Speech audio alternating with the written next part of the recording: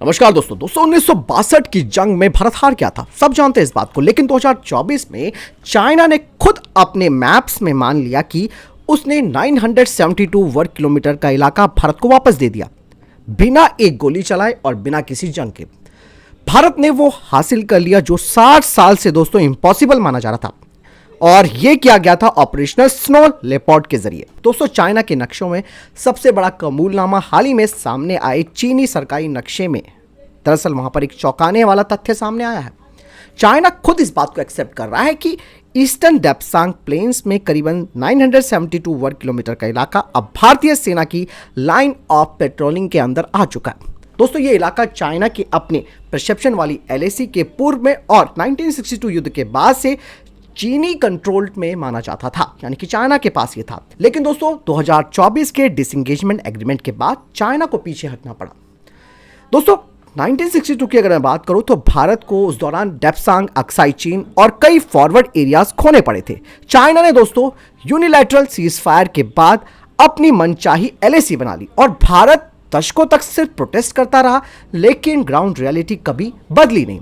लेकिन दोस्तों, अब जो सबसे बड़ा गेम चेंजर हुआ यहां पर वो था ऑपरेशनल स्नो लेपर्ड, जो अगस्त 2020 में भारतीय सेना ने एक अत्यंत गुप्त और निर्णायक ऑपरेशन लॉन्च किया था।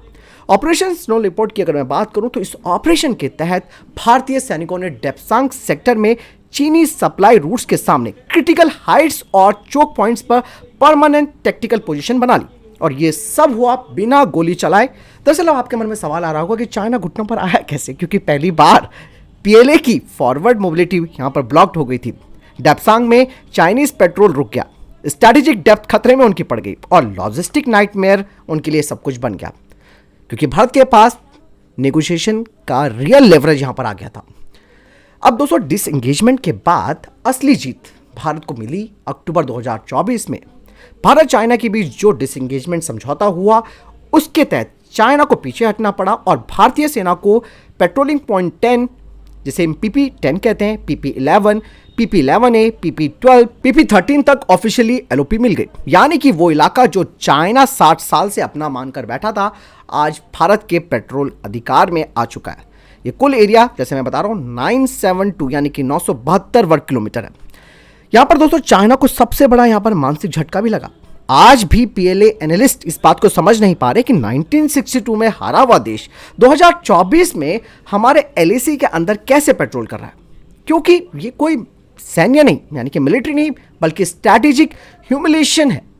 चाइना को बिना युद्ध हारे टेरिटरी छोड़नी पड़ गई, और ये आधुनिक इतिहास में बेहद दुर्लभ है। इसका असली मतलब क्या है वो मैं आपको बताता हूं। दोस्तों, ये सिर्फ जमीन ही नहीं है, ये है भारत की मिलिट्री क्रेडिबिलिटी, इंडियन आर्मी की टेक्टिकल डोमिनेंस और चाइना की पहली यानी कि उसका पहला क्वाइट रोल बैक। ये संदेश है कि भारत अब 1962 वाला देश नहीं है।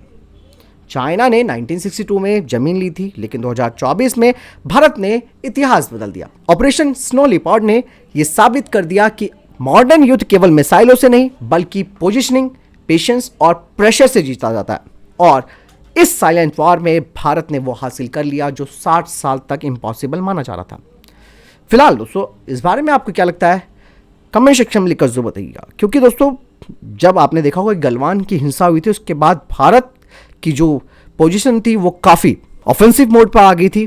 भारत डिफेंस नहीं बल्कि ऑफेंसिव पे आ गया था, और भारत ने बिल्कुल उस एरिया पर भी अपना कब्जा कर लिया जहां पर चाइना पेट्रोलिंग करता था, और आज वो इलाका अपने अंडर हमने लिया है। तो ये चीज़ें बताती हैं कि दोस्तों, कई चीज़ें टेक्टिकल लेवल पर कुछ और तरीकों से अपनाई जाती है। फिलहाल आपको क्या लगता है इस बारे में कमेंट सेक्शन में लिखकर जरूर बताइएगा।